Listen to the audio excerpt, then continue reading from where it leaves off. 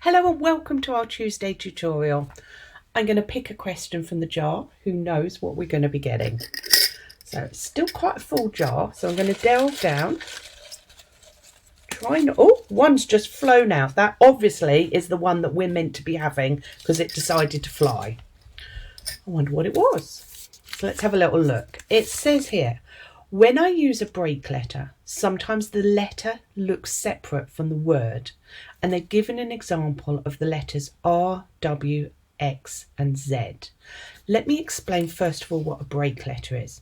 Now, a break letter is a letter that when you're joining up all of your words or your letters in your word, you can actually choose not to join it up. So the common one that I always do is the Q and the U. So I would do that. So if I was to, write quiet, break letter would be the Q to the U. Now this person is saying that they're using break letter for a W and an R, an X and a Z. It can be whatever letter you want it to be.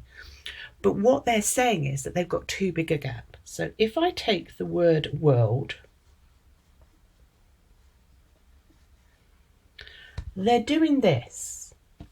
There's a bit of a gap here and a bit of a gap there. And they are break letters. Whereas if I was to actually write it all joined up, there's no break at all. So what we have to try and do is to convince the reader who's reading that there isn't such a big gap. And that just comes with practice. So you have to just reduce that gap. So can you see how with this one here, I've reduced the gap, whereas that one above, there's quite a big gap.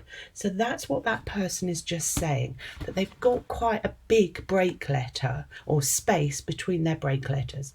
It's practice. You want to try and reduce that gap so that people think that you've joined it up as close as possible so it doesn't stand out and look a little bit unusual.